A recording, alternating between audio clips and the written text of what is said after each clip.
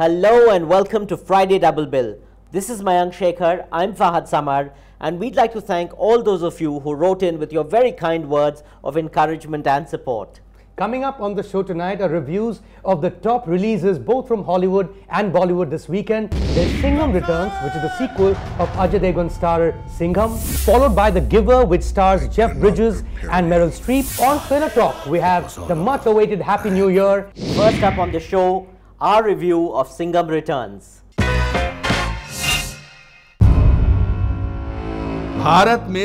Singham Returns is the sequel of Rohit Shetty's 2011 hit film Singham. It stars Ajay Devgn as Deputy Police Commissioner Bajirao Singham. Singham mainly returns in this film to cleanse the politics of Maharashtra. The most powerful person in the state is not the Chief Minister, but a godman who lords over a coalition government. This Chandra Swami type godman gets away with assassinating the top honest politician of the state, who is played by Anupam Kher. Anarchist Singham and his rebellious police force take it upon themselves to teach the godman and his goons a lesson. A key lesson the audience must learn from this film is to wear earmuffs when they enter the theatre. The sound of guns firing, humans being pulped, and Singham roaring make this an earth-shattering experience. Well, let's get one thing very, very clear at the very outset. DCP Singham ain't no ACP Rathod of Sarfarosh, but mercifully, he isn't also MCP Chulbul Pandey of Dabang. So that's a very refreshing beginning for Singham, part 2. Wouldn't you say, Mayank? Well, this business of delivering poetic justice in about 3 hours to the public, where the audience personified by the hero takes on the goons, mostly the netas, has been going on for a very long time, Fahad. I mean, in the 70s, we had those Angry Young Man films of Amitabh Bachchan. We called him Angry Young Man as if it was the public, seeing him as an agent of change. But I think we've always had these films. They're watched purely because of the action. And even in the 90s, for that matter, the NRI movies that were set among Indian families set abroad, Switzerland, etc., etc. Even back then, Ajay Devgn movies in the mid-90s, movies like Jung, Gunda Raj, Dil Jale, they used to be big hits in the hinterland of the small towns and single screen. I think this is your typical single screen cinema movie, which I guess will be loved only by that audience that has loved Singham in the first place. Well, I think that, Rohit Shetty, who's credited with the story, was trying to capture the zeitgeist of the moment with the whole Anna Hazare movement. And Guruji is clearly emblematic of Anna Hazare. There is the dodgy Baba figure who's clearly, there are many Babas currently in our political landscape. You also have a Barkhadat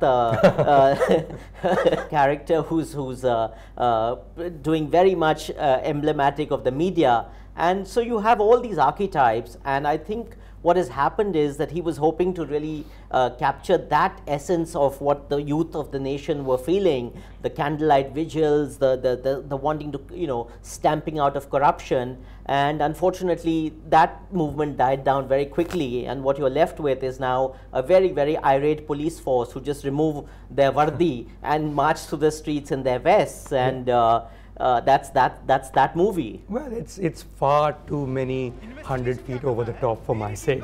There is this film that clearly is talking about various issues, but at the end of the day, this is really a hardcore, typical action film, which is about Singham, Fakta Bajirao Singham, Fakta meaning only or just in Marathi. Only. Quite obviously. Only in Marathi. Singularly. Right. And this is a Rohit Shetty film, let's not forget that. I know in one of the episodes, Fahad, you said Rohit Shetty is the Michael Bay of India. I mean, I think he's as much Michael Bay as the realistic filmmaker Madhur Bhandarkar is Satyajit Ray, to be very honest with you. It's just a question of degree here.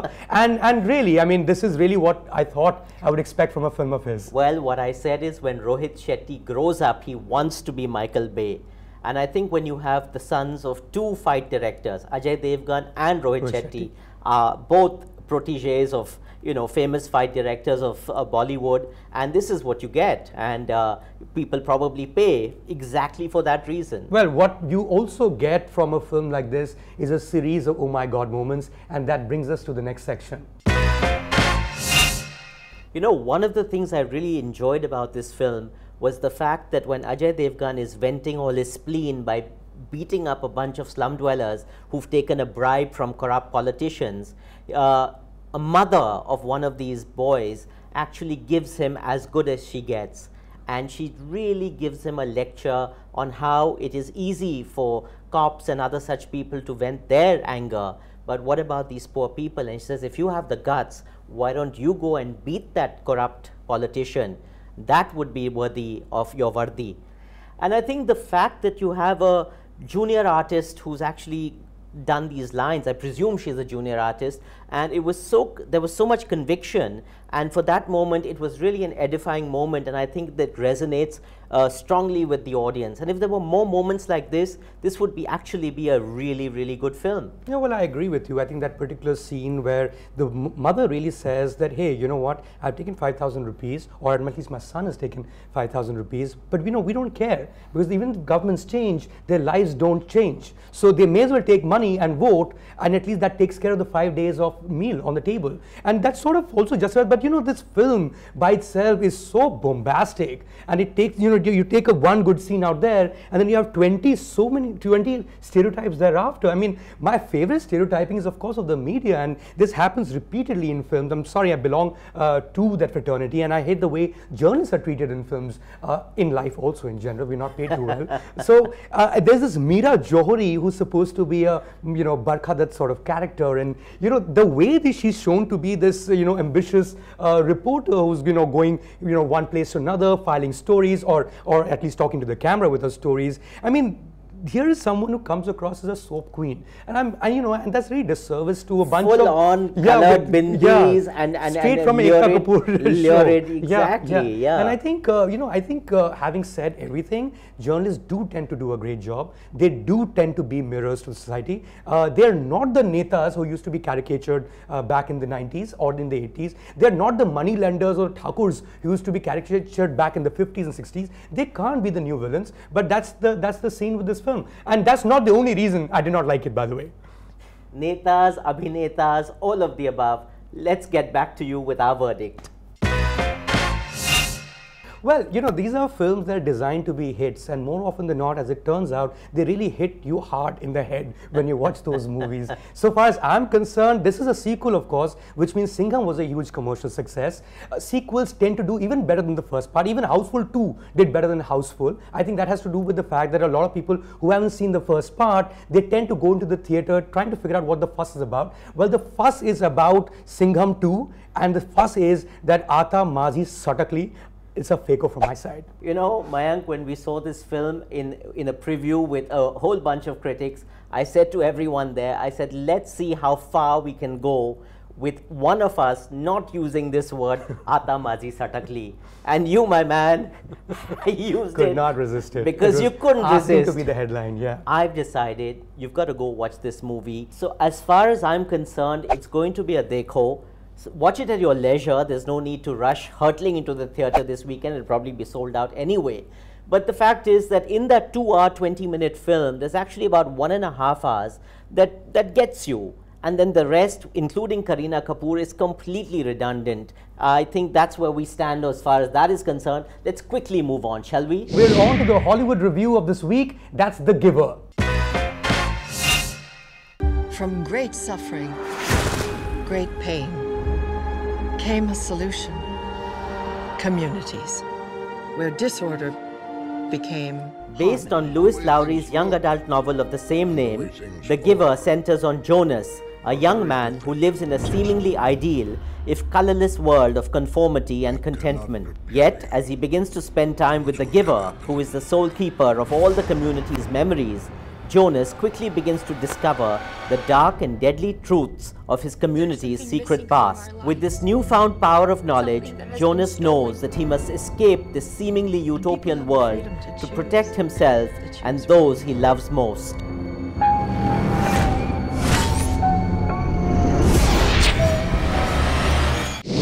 Well, this is what you would call a social science fiction as against a pure science fiction, which is so much about technology and fantasy. A social science fiction looks at societies very closely in an imagined world. A good example of the genre would be Hunger Games. Well, to me as a genre, I find it far superior to say movies like Guardians of the Galaxy, to be honest with you. Fahad. Oh, completely. But this is an entirely different genre of dystopian young adult novels, which, Lewis Lowry wrote this novel 21 years ago. And Jeff Bridges has been trying to get this made into a film for the past 2 decades. He wanted this as to make this for his father, Lloyd Bridges, but he couldn't get it greenlit by any studio for all these years. In the interim, you've had all these films like The Hunger Games, like Divergent, and they set the bar so high in terms of action, in terms of all this teenage angst, dystopia, as we discussed. And so finally this film got greenlit, but I think it's come too late.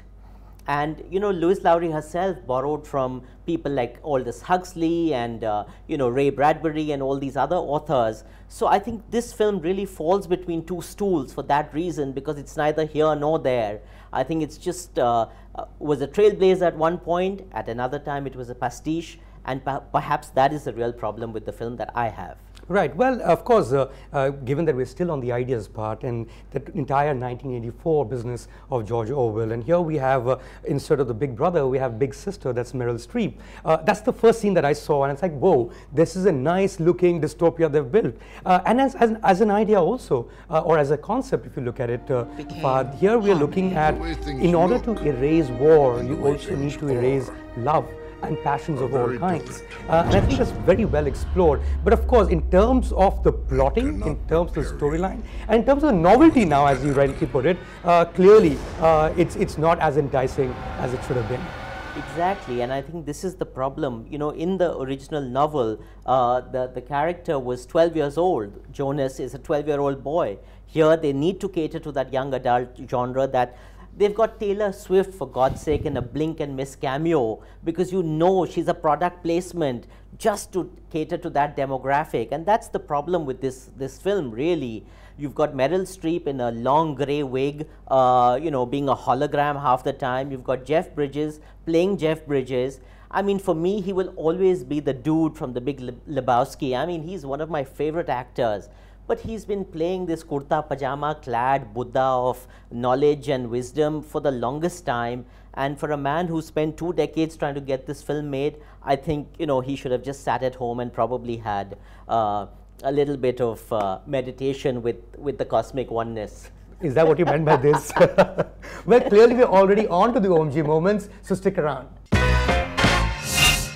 This has a pretty impressive star cast, and in the middle of this is Katie Holmes, the ex-Mrs. Tom Cruise, who has very famously escaped the Church of Scientology. And then, in this film, she plays this completely brainwashed enforcer of this authoritarian, totalitarian kind of regime that tells you not to think, not to love, not to have any emotions, not to have any feelings. And I think this is so incredibly ironic. It's a very, very clever piece of casting, and she certainly sent the whole thing up.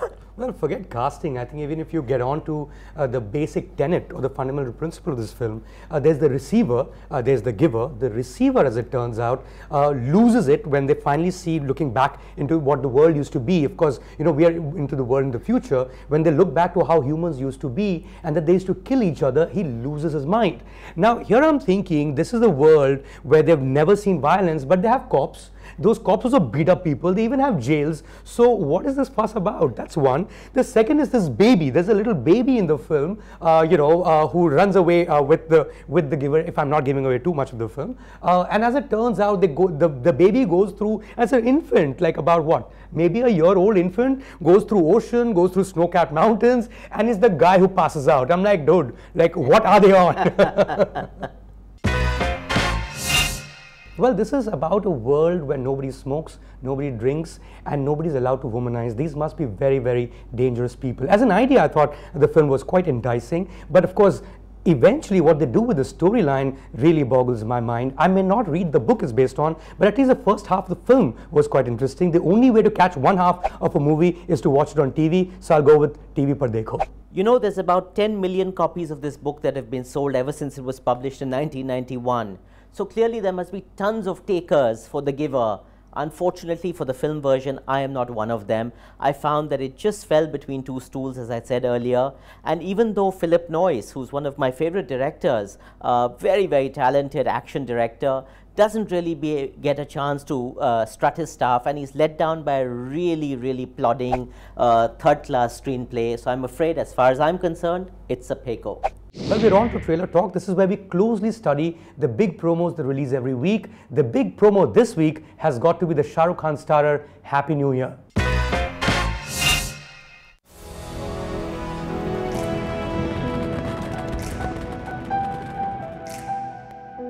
दुनिया में दो तरह के लोग होते हैं, winners and losers. लेकिन जिंदगी हर लूजर को वो एक मौका जरूर देती है जिसमें वो विनर बन सकता है। ये कहानी दुनिया की सबसे बड़ी चोरी की है। It was all about a handful of diamonds. Easy लगता है मोनी का डांस? इजी नहीं है। डांस ना एक पूजा है, डांस एक आर्ट है। Wow. From lungi dancing to pole dancing, Shah Rukh and Deepika have obviously come a long way, all the way to Dubai for a big heist. Obviously, this is Ocean's 11 meets dance competition. What do you think, Mayank? Well, at least we know that the genre is heist, which means the same genre as Dhoom 3, which means the same genre as Kick. Both of them were the biggest earners so far as 2013 and 2014 are concerned. But a heist film was also Tismar Khan, that was directed by Farah Khan. So, you know, I don't know what to expect from this particular one. There's Deepika Padukone, who seems to be playing a Maharashtrian girl in the film. She played a South Indian girl in Chennai Express from Tamil Nadu. She played a Gujarati girl in Ram Leela, which was also a great performance. So at least, you know, from the days when our heroes used to be some Kumar from somewhere, you know, no regional specificity, at least we know where our heroines come from, which is a great big move so far as a Bollywood movie is concerned. You're talking about moves, my friend. Look out those moves. There's no move here that Farah Khan has left unexplored. Every jhatak, matak and patak has been brought into what is ostensibly a heist film. So this is going to be really, really interesting. Of course, what is even more interesting is the fact that it's called Happy New Year, but it's releasing at Diwali. It happens only in Bollywood, my friend. No, well, to be fair, it's also the start of a new financial year for a lot of people. So Diwali is also New Year in some form or the other. But what I'm more concerned with is this might be the most hyped film of the year. And I really hope the hype is worth it. But though, if you look at Farah Khan and Shah Rukh Khan's last two films, though I didn't think much of Main Hoon Na, Om Shanti Om was a lot of fun. That was a spoof. This is a heist flick. I don't know what to expect, but a lot of hype coming from it. And Jagu Dada's back with a bang. He's looking as wizened and grisly as Jagu Dada. We all love him for being who he is. And it's going to be quite interesting. You've got Dubai being completely exploited, no shortage of stunts, full-on production value. This doesn't seem to be any Diwala, only Diwali. Last week, we reviewed Entertainment and gave it a resounding Peko. But let's find out what the Desi Martini audience had to say, shall we? Entertainment is rated 2.1 out of 5 stars by more than 1,500 reviewers, making it not worth your buck. Mohit Patil, a movie jockey on Desi Martini, described the film as atrocious, insufferable stuff and enormous bore. Inspector Vijay, on the other hand, felt that Entertainment starts off as a funny, mindless film but ends up being preachy and boring. Amit describes his experience in the cinemas as the following. So there's a dog and it's called Entertainment. Then there's Akshay Kumar, who behaves like a complete dog. He's a DNA, daddy's Najaiz Aulad. 3 science students next to me actually walked out after this was announced on screen. So that was Friday Double Bill for you. Don't forget to like and subscribe to this channel. See you next week.